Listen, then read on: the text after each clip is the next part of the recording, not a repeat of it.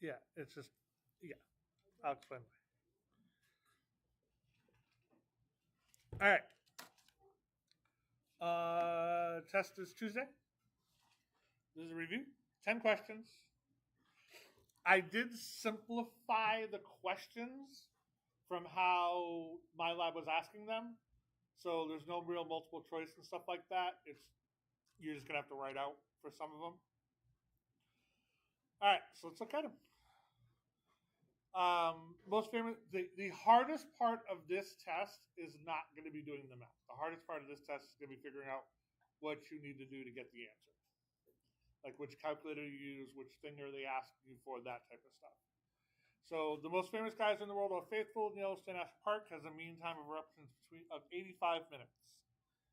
If the interval between times of eruptions is normally distributed with a standard deviation of 21.25 minutes, first question, what's the probability that a randomly selected time interval between eruptions is longer than 94 minutes? So in this case, they're just asking you what's the probability that one thing would occur and be longer than 94 minutes. So we're going to use where was it? Nope, nope. Did I not? And I didn't bring that one up. Okay. I thought I pulled them all up. I did.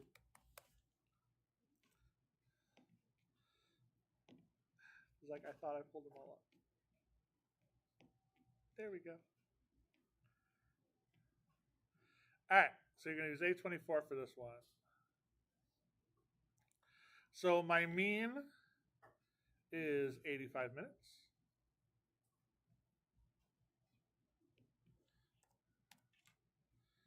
Standard deviation is 21.25.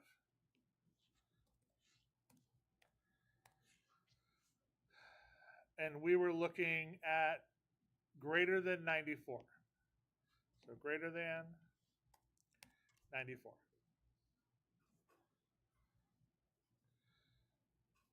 So, and that gives me my 0.336.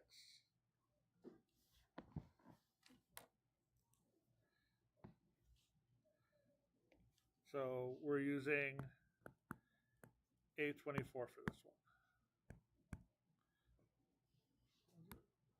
336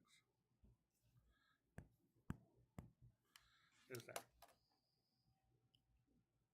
Now, you do not need to use a different calculator for the rest of them. You have to do one simple calculation before you can use this calculator.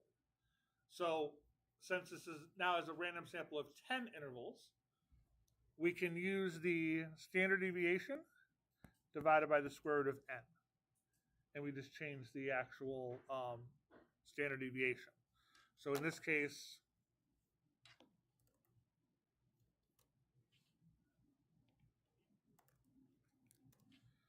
we'll have 21.25 divided by the square root of 10. So we get 6.72.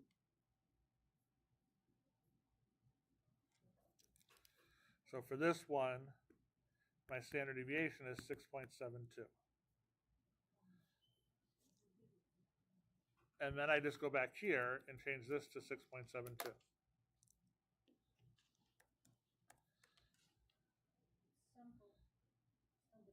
Yeah, that's the sample standard deviation. And the greater than 94 still stays the same, so I don't have to worry about changing that. But now my probability went down to 0.0902.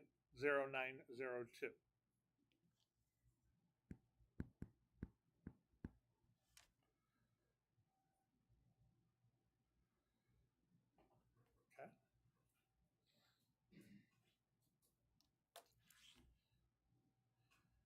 Now we're up against a 23. So all we're going to do is change the square root to 23. So now I'm at 4.43.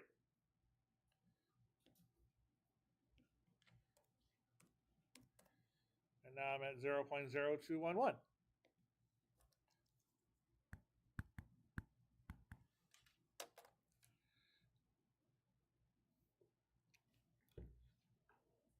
What's happening? Why?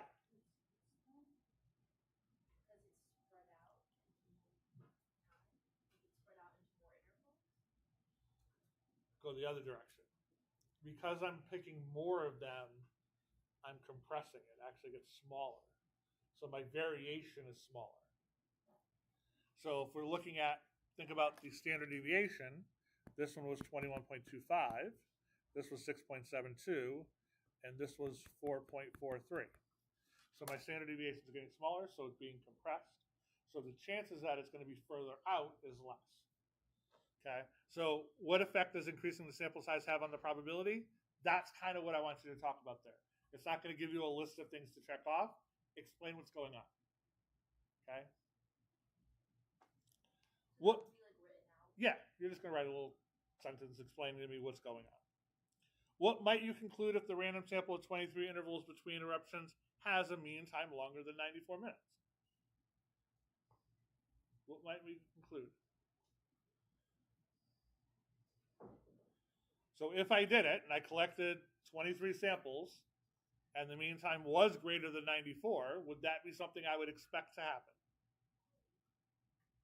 Would that be a normal occurrence or an unusual occurrence? Why?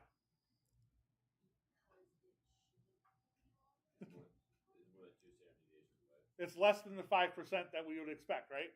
It's 2.11%. So it's less than that 0.05, so we would consider it an unusual occurrence. So there's two possible answers that you can put for this. We can say, well, the sample that I got is unusual. That's a possibility. Or the mean time really is in 85 minutes. Okay, it's probably something, the mean time probably is not 85 minutes. Okay? Is probably not 85 minutes. You said it's shrinking the size. Yeah, since we're shrinking the variation, the probability that you'd expect something higher to occur would be less.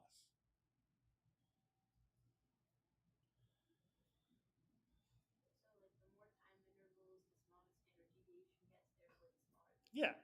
So it's like I could expect, I could say that the average or the mean grade of my classes is 80.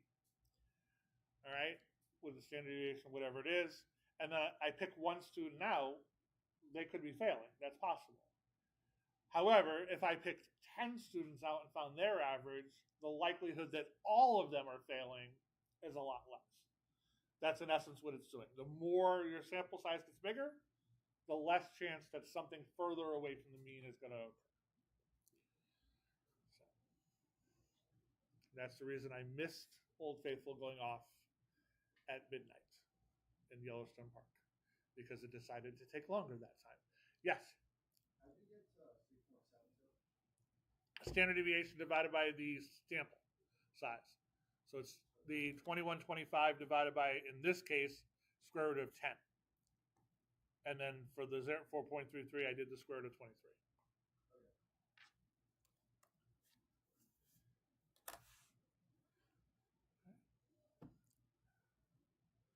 Okay. 10 points for that one, and each one's worth 5 points. Or each one's worth 2 points, sorry. Yeah, I can do math today, I swear. Question with that one? Moving to the next one. In a poll, 69% of people polled answered yes to the question, are you in favor for the death penalty for a person convicted of murder? The margin of error in the poll was 5%, and the estimate was made with a 95% confidence. How many people were surveyed? Yes, that's question number 2. However, they can show up differently on the test. So it's not necessarily question 1, question 2, question 3. They're mixed up.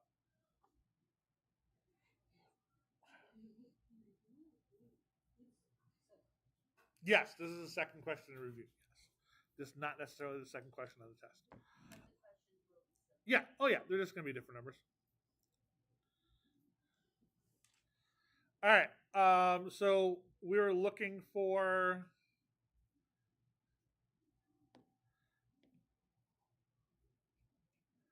this is a proportion, and we're in essence looking at the confidence interval because it said 95% confidence. So we're looking at the margin of error and how many things. So we're going to look at the population confidence interval calculator, which is A29. So the calculator is A29.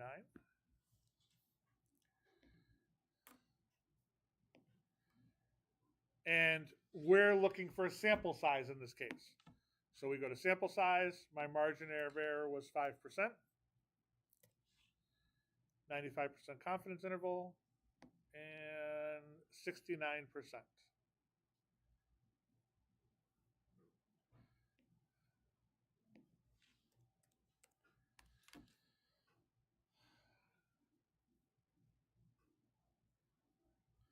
So I would have to sample 329 people.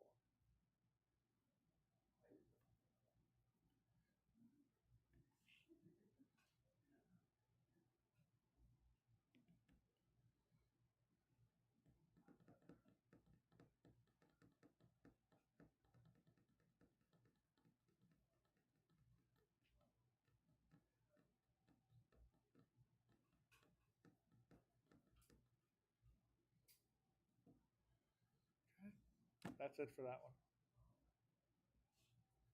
For the question on here, there's a lot more to it.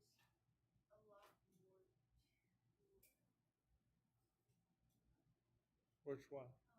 Oh, there might be other questions, yes. I'm not having those on the test. This is how the test questions are going to look.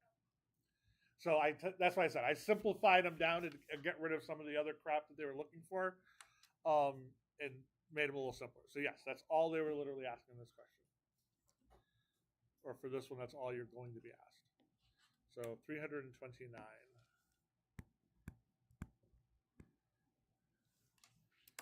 people.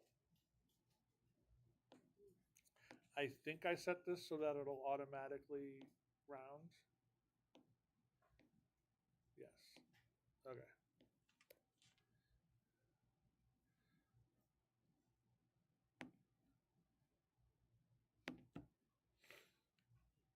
Next one.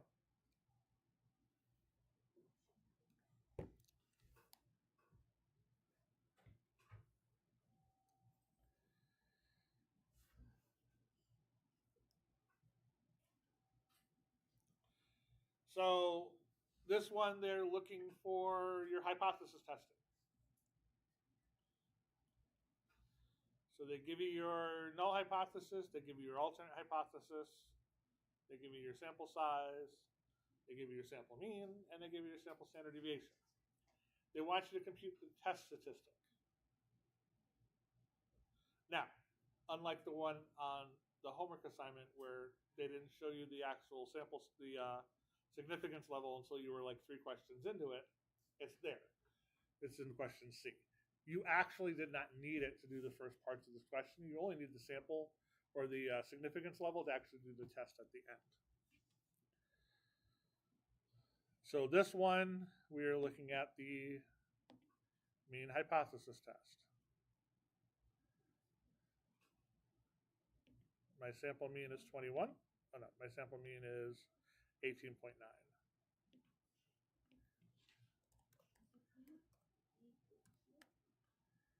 Sample standard deviation is 4.5. Sample size was 20. This was 21. And they do the significance level in this one is 10.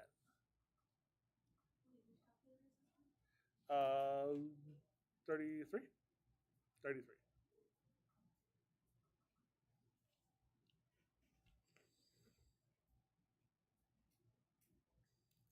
So the first question's asking you, what is the test statistic? That's the test statistic. So negative 2.087.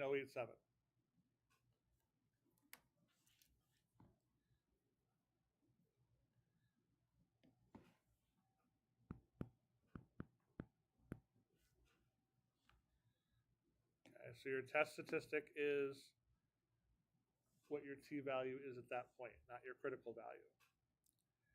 Then it asks you what your p-value is. In this case, my p-value is 0.0506. So that'll be right down here.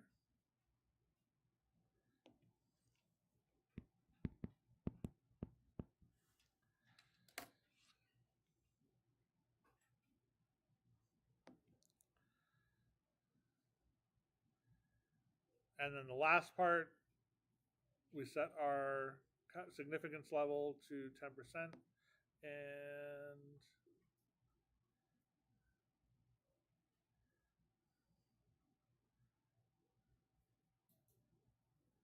it was less than, where was it? So just make sure we do the right tail. Oh, that lowers my p-value. I should not. I messed that one up. Half my p-value. What was it? 252, 253. There we go. So, I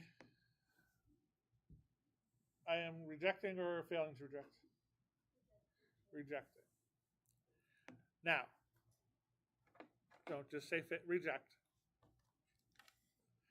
How do you know? You have to tell me how you know this.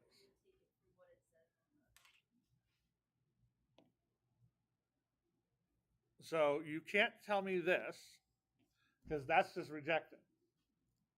The question is how did they reject? There's two ways we can determine that it rejected, right? They're right above it. These are the two ways you can tell if it rejects.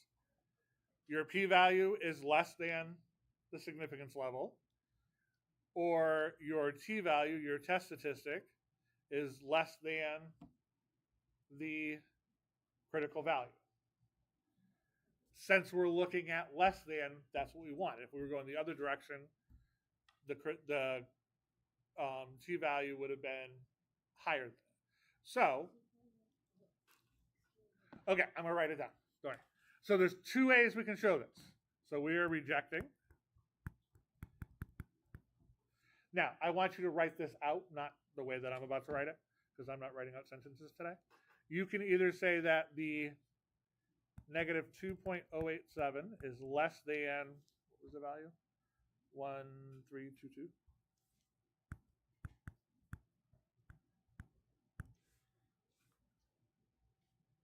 Or you can say the 0.0253 is less than the 0.10. So this is the test statistic. And this is the p-value. So one of those two ways is how you'd say this.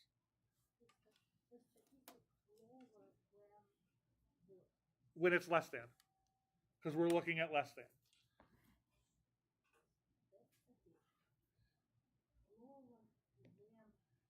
We're doing the left tail.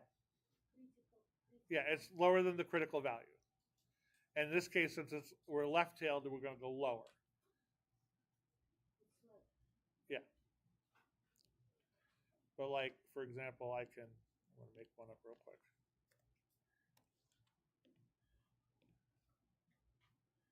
So here's the right tail.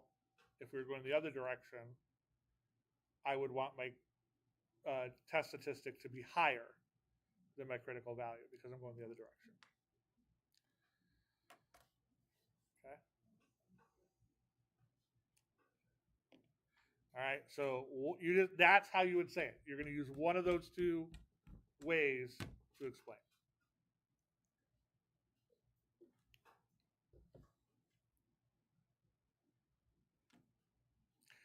Questions on number 3?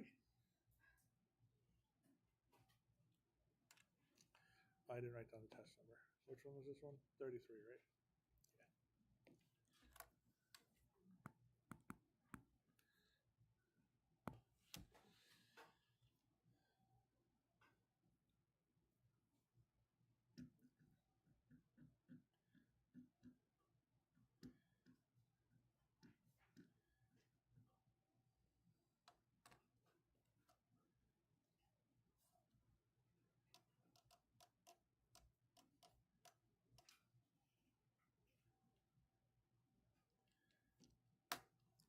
Okay.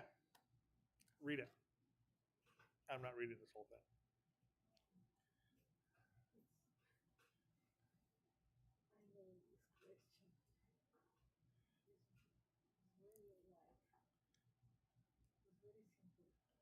Yes. if you know what you're talking about. I didn't. So I said,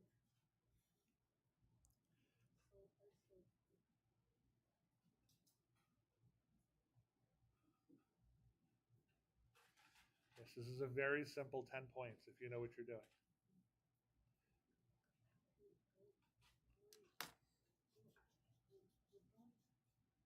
you don't need to compute because Sure. it's all population.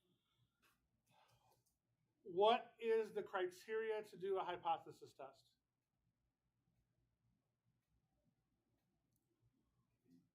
Huh? Falsifiable. How about It's, the data you need, or no, yeah. What is the step? What are the rules or the things that I need before I can actually do a hypothesis test? I need to know that the sample was selected randomly, right? Okay. It's got to be a normal distribution, or the sample size has to be bigger than 30. What's the last criteria? The sample has to be less than 5%. Correct. The sample size has to be less than 5% of the population. Okay? Yeah, he did every one.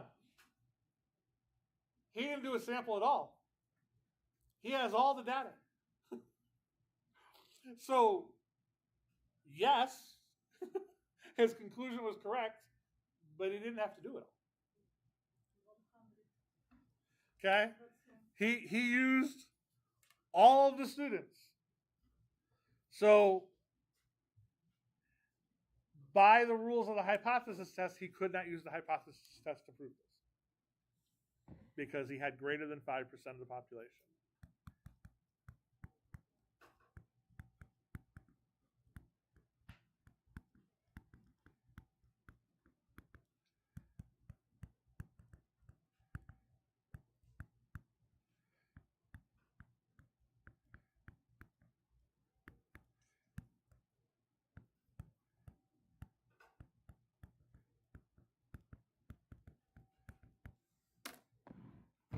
That's it.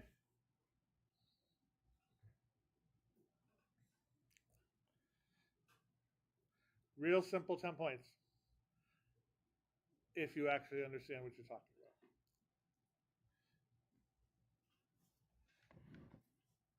If not, really easy to screw that one up.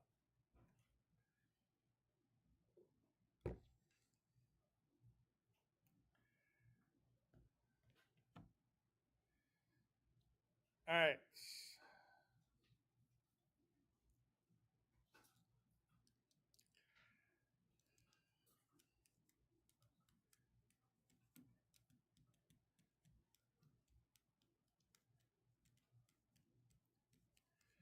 Confidence intervals. Simple random sample is drawn of n drawn from the population that is normally distributed. Sample size is, or the sample mean is 108. Sample standard deviation is 10. And then they give you a variety of sample sizes and confidence intervals. So confidence interval calculator is,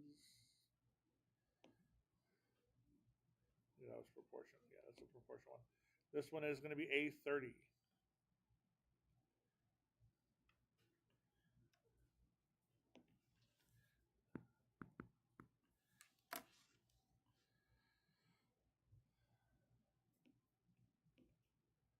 So 108, 10. Sample size for the first one is 27. And I wanted a 90% confidence interval.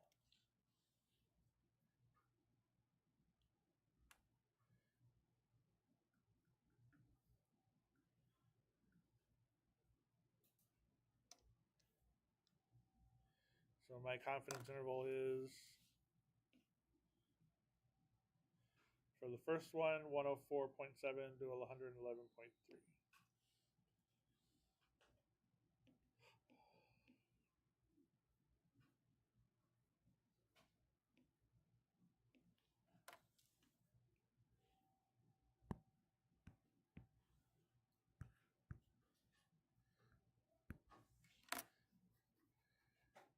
B changes to 21.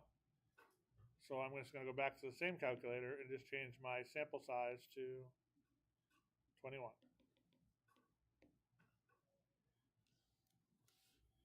My sample size shrunk. What would I expect my confidence interval to do? I know it doesn't ask this, but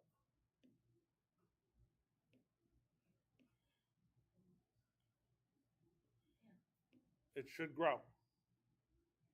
Smaller your sample size, bigger your confidence interval is going to be.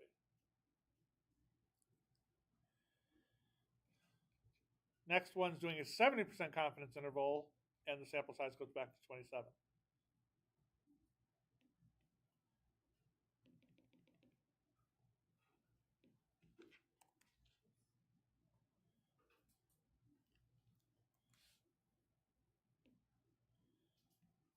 Now this one, since my confidence is lower, my confidence interval gets smaller.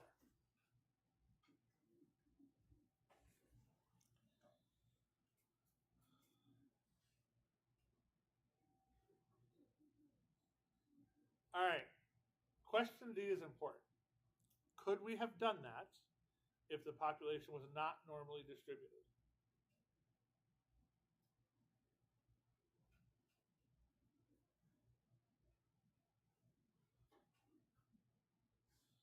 So if we look at the calculator, you'll notice something.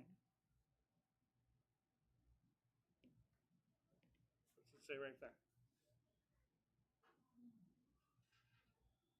Small sample. So I would have to check to make sure it's normal. It tells you it's normally distributed. If it's not normal, we can't do this. If my sample size was 30 or greater, I'm good.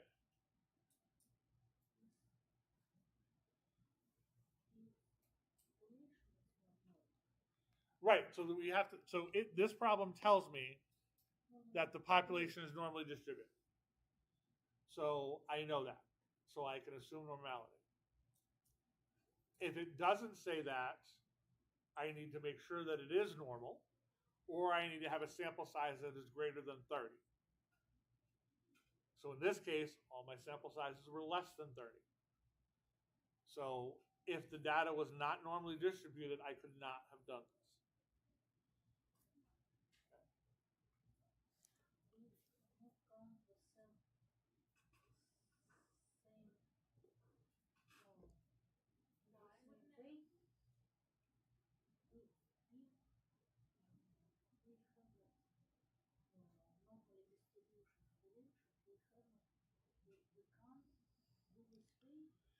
If it's not normally distributed, you can't do this. Unless you have a sample size greater than 30. Remember, the whole criteria, even when we're looking at confidence intervals and hypothesis testing, the same concept. Okay, they're actually the same rules.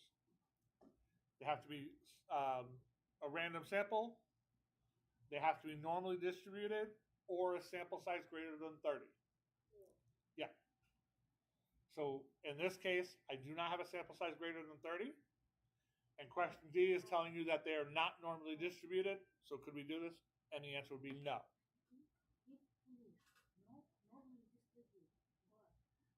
My sample size is greater than 30. You are fine. You can do it. And remember, we did that. We were looking at the concept. When you get sample sizes that are bigger than 30, it starts to make a normal distribution. Those samples are normally distributed, even though the population is not normally distributed. Okay? Did I answer your question? Okay.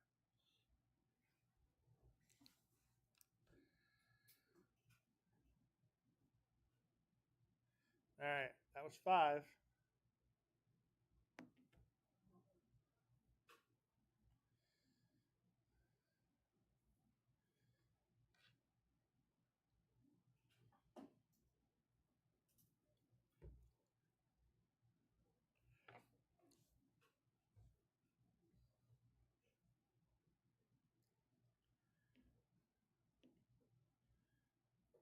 this one. This is A28. Yeah.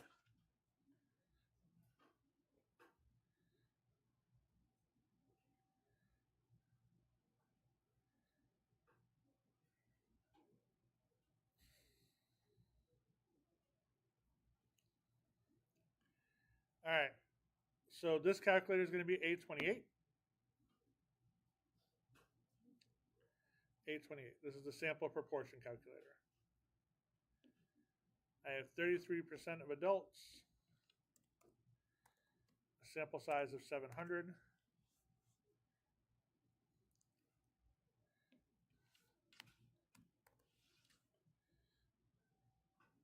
Okay.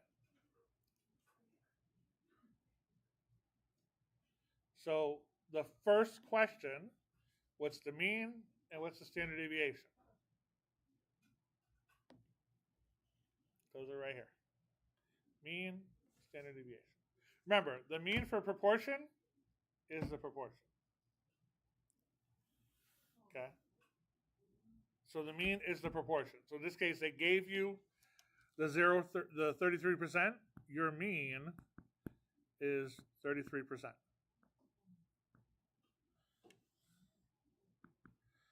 In this case, my standard deviation is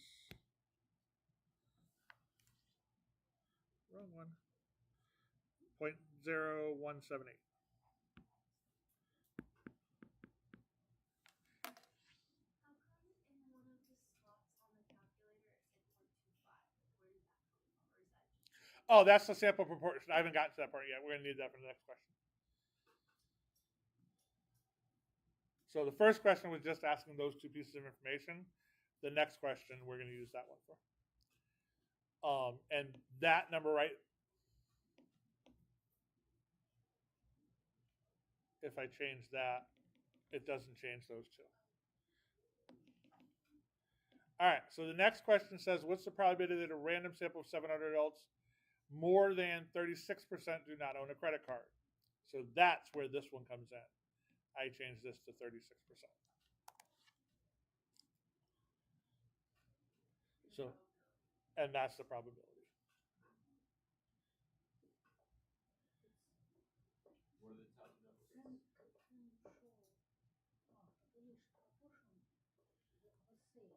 Yeah, that doesn't change. The population proportion is still there. We want to know, is there a chance that it would be more, that what's the probability that more than 36% of adults don't own a credit card?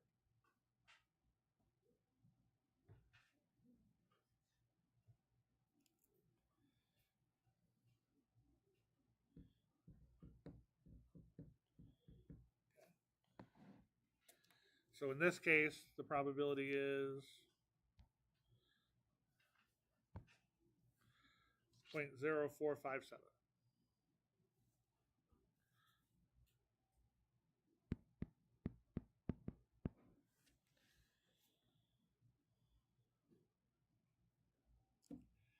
If 100 different random samples of 700 adults were obtained, you would expect how many to result in more than 36% not owning the credit card?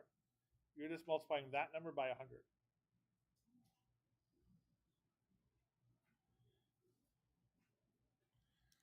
So I would expect 5.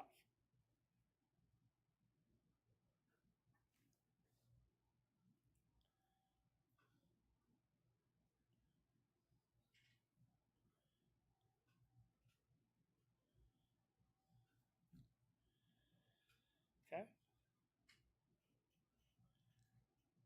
Next one. It's between. Same calculator.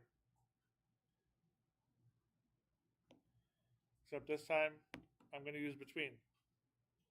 And I think it was 31 to 36. Yeah, 31 to 36. So 31 to 36. So 0.8241.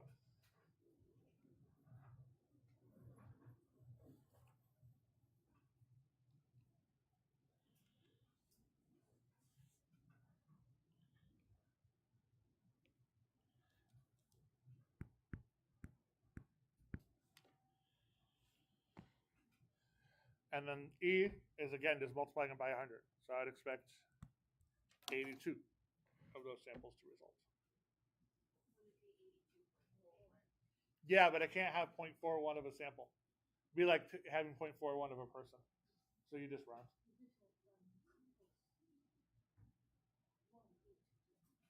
Because it's 0.8241 times 100. Same thing we did with C. We took the original number multiplied by 100. Yeah.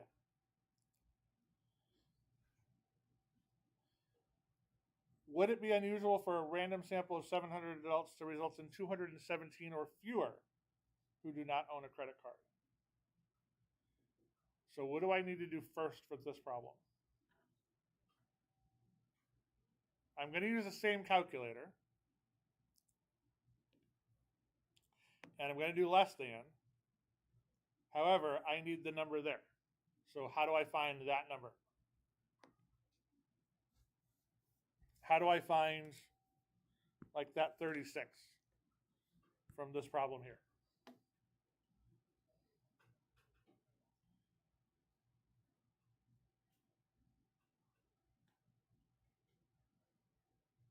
Bueller?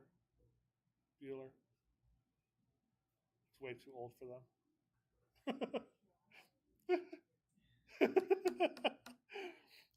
How do you find a probability?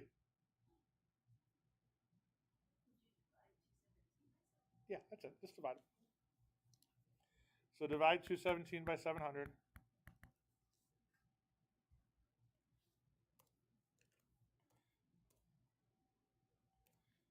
And I get 0.31.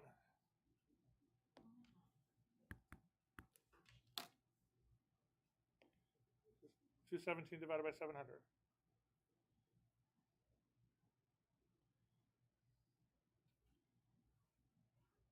And it's 0.31. So that would give me a 0.1302 probability of that happening.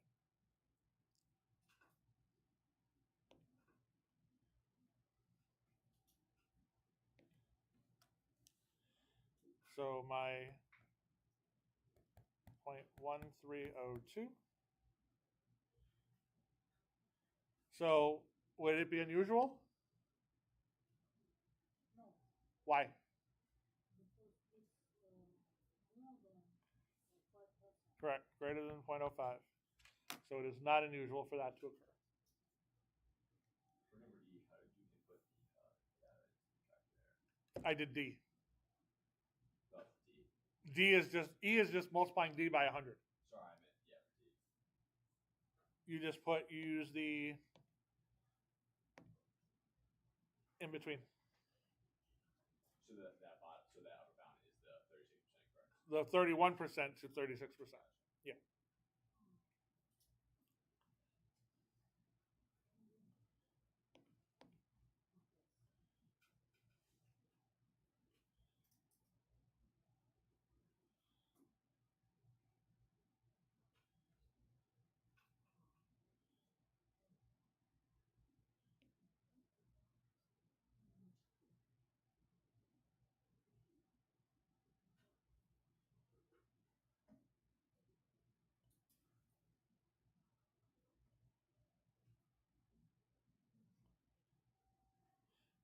Yeah, it's an unusual. It's no, because it's greater than 5%. You got that. Yeah. All right, next one. In a survey of 45% of respondents said they talked to their pets on the telephone. It's funny. Yes. A veterinary believes this to be too high. Oh boy, were they wrong. So she randomly selects 210 pet owners, discovers that 90 of them spoke to their pet on the telephone. Did the veterinarian have a right to be skeptical? Use a level of significance at A is 0.1. So what is this is a hypothesis problem. What is my null hypothesis?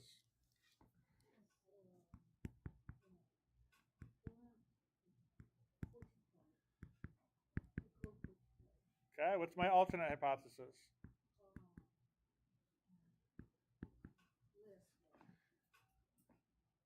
Yes, because they thought it was too high, so they would be looking for less than.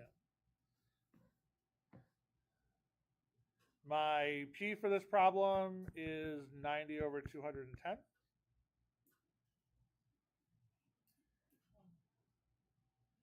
And my level of significance is 0.01.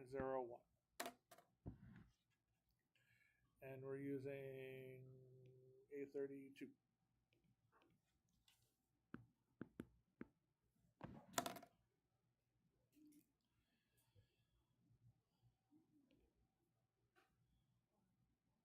Oh, go ahead. A32. So we've got 90 successes out of 210. Hypothesized was 45. Significance level.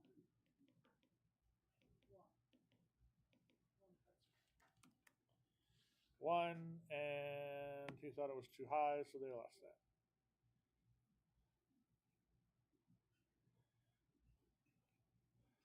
So my test statistic is negative 0.242.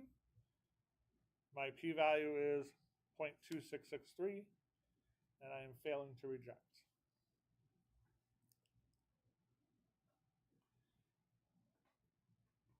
It was less, but not quite far enough.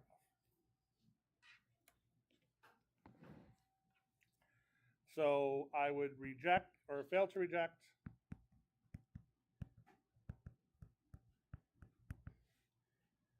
the 0.2663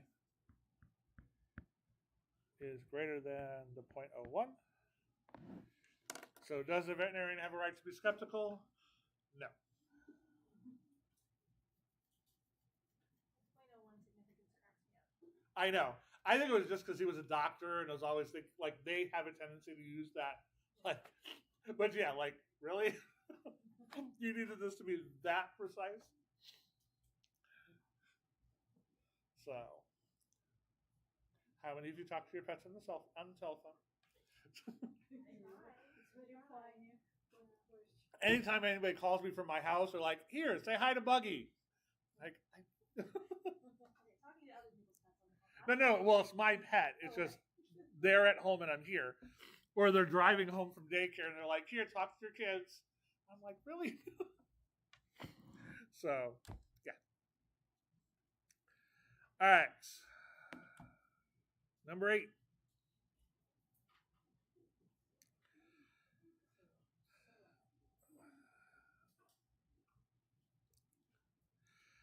Um, 266 out of 1,000 adults 19 years or older confess to bringing and using their cell phone every trip to the bathroom. What is the population being studied? Yes.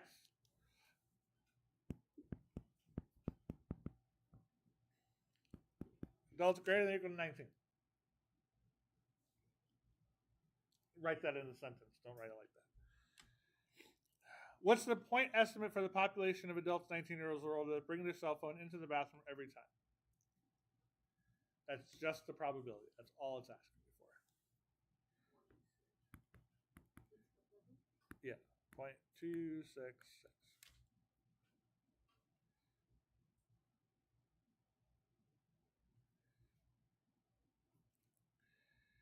Now construct a 95% confidence interval for the population of 19 years old adults that bring their cell phones into the trip every bathroom. So, or into the bathroom every trip. So we are using the confidence interval. Did I close this one on me? Did I? I think I closed it. Mean.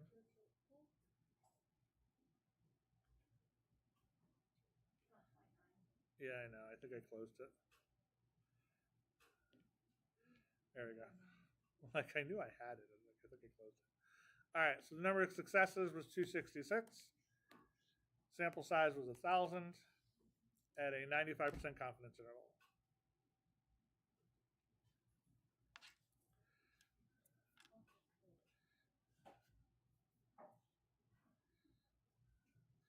So there's my confidence interval.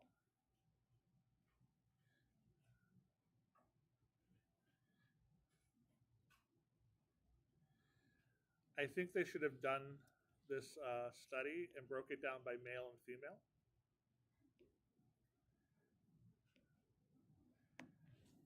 Because males will do this a lot less often. It has nothing to do with the fact that I think women are on the phone more often. Is because when we're standing to pee, it's really hard to be on the phone. But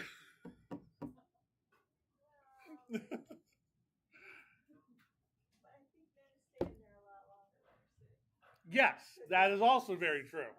But there is a key piece to this question. It's very important. No, there's a key piece to this question. Every trip. I too would like it broken down, but I also think maybe women bring their phones less. They might. But you got to think, like, more than half the time, the guys are going to be standing and peeing, and they're not talking about their cell phone. They're going to sit down. You're absolutely right. I'm always on my phone. I'm sitting. It's like it's the old magazine on the magazine rack next to the toilet. Like it's just your phone now. That's why they say your phones are the absolute most disgusting thing you ever hold. It goes everywhere with you. All right. Question 9. Almost there. 2 to go. Drug is meant to reduce cholesterol. In the portion of critical trials, 20 out of 889 patients taking this drug complained of flu-like symptoms. Suppose that it is known that 1.9% of patients taking competing drugs complain of flu-like symptoms. So, determine the sample proportion of LipBar users who experience flu-like symptoms. This is just the division. What's the last one? 830 or 834? 829, wasn't it? Yeah, 829. Yeah. So this one is just 20 divided by the 889.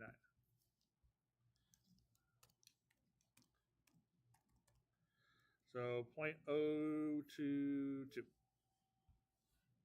And I just closed my screen. How about that? All right, let's reopen it. Oh, I need this one. I haven't gotten the calculator yet. Give me a second. I closed the the notepad. Good thing I have it set to actually automatically save every single time.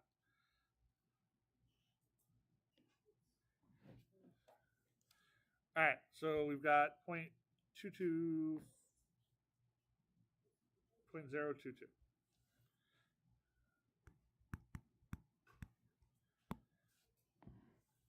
Because that was just 20 divided by 889.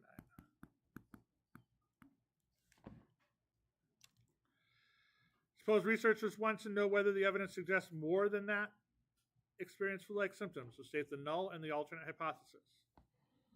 So what is my null hypothesis?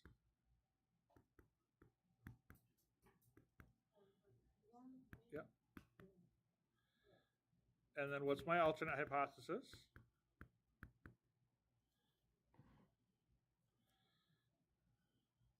Less than, greater than, or not equal to?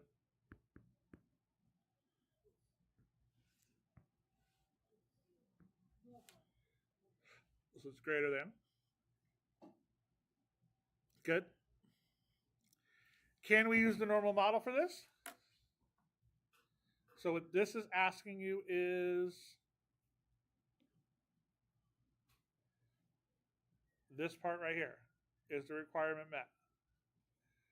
So I had, how many was it? 20?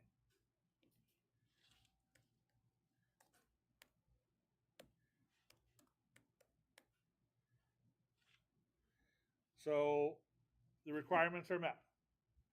Okay? So you can say that 16.57 is greater than 10.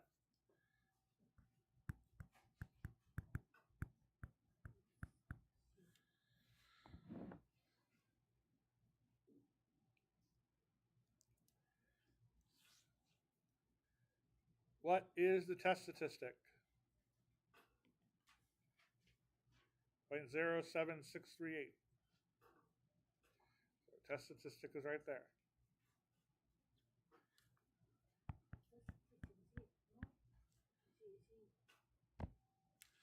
Yeah, the Z.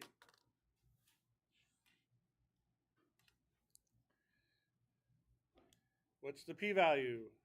Oh, how it's tested. It's going to have the p-value. That's okay. I'll switch in a second. Point.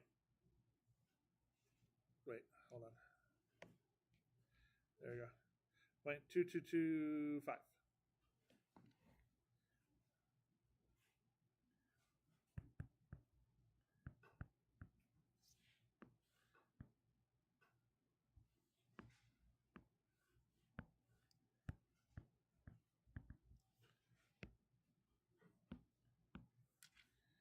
Based on the p-value, what does the sample evidence suggest? So they're using a significance level of 0.05. So 0.2225 is greater than 0.05. So I fail to reject. So there is not significant evidence to show that people taking this drug are more likely to get flu-like symptoms.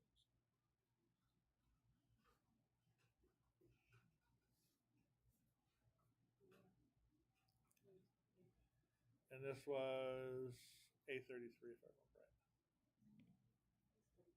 Oh, 32. 32. A32.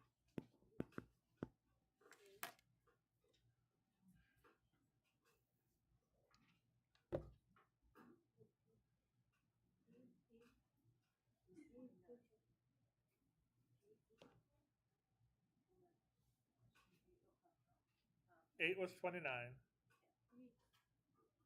was 32.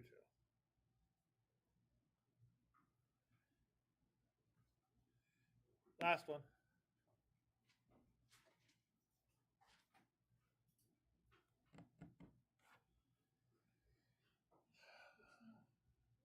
That was 9. This one's 10. This is problem 10. All right. So they develop a new teaching curriculum designed to increase students' grades in math class. In a typical development math course, 56% of students complete the course with a grade of A, B, or C.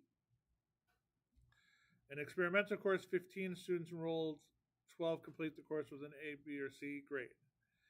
Is the experiment course effective at the significance level of 0.01? So, what's the null hypothesis?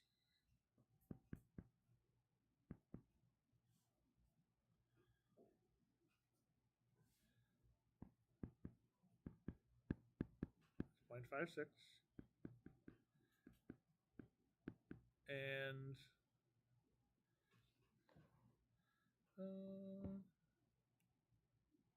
since they want it to be effective, they would want greater than 0.56.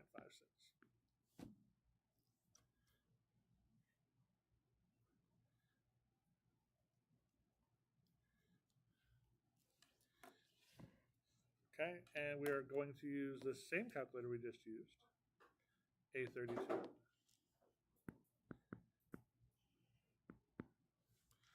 Maybe. We're going to find out in a second. A32.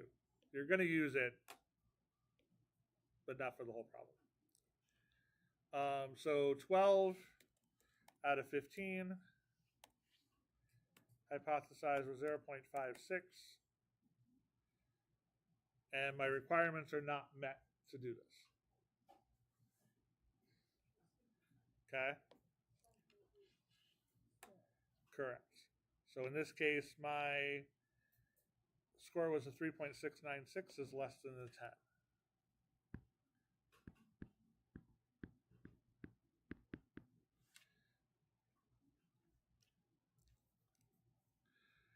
So, is this a binomial experiment?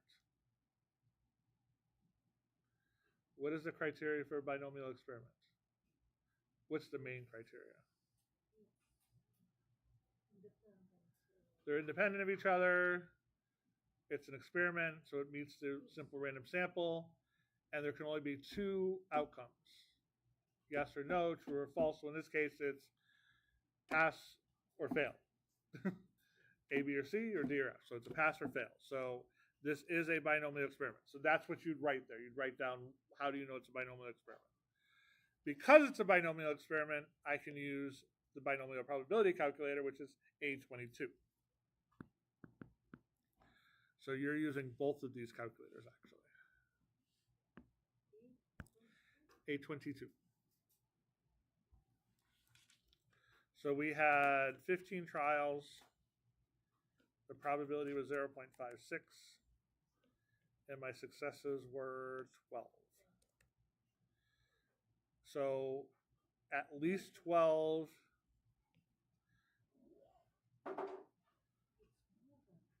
It's so when you're looking at this, you're always using at least. Yes, or at most, depending on the direction you're going. You are using the equal one as well. I know, it's confusing.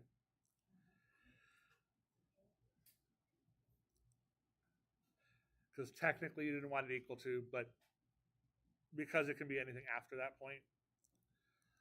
So we got 0.498.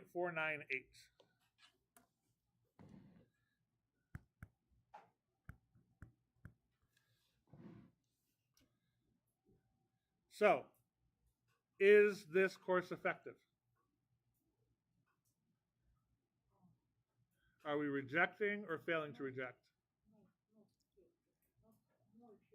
Right. We are failing to reject because that is bigger. No. My significance, if it was, we would have rejected and it would have been effective. But they wanted a 0.01 significance level. So in this case, we are failing to reject.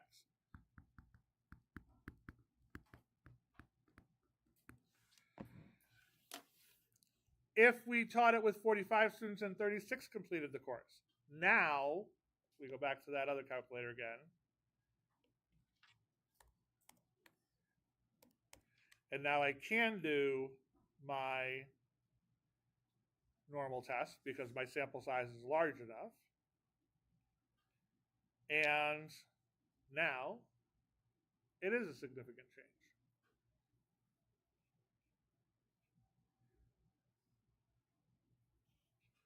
Did I pick the right one? Yes, greater than.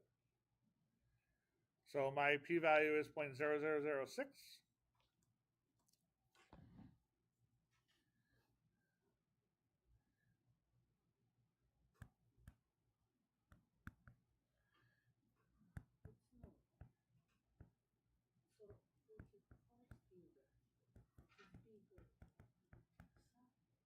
Yeah, we have a bigger sample. So since I have a bigger sample, the calculation that NP1 minus P is greater than 10. It's close, but it's greater. And now my p-value is smaller than the 0.01. So I am rejecting the null hypothesis and the course would be considered a success.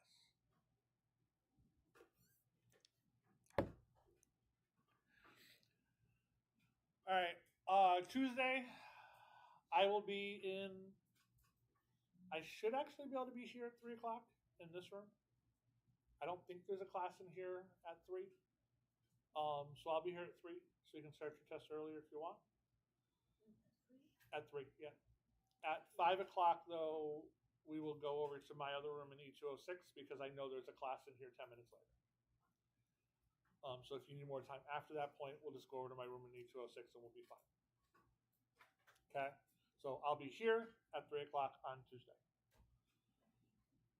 The final exam review will be up tomorrow. So I will post that tomorrow. Any other questions? Bye. Thank you. Well.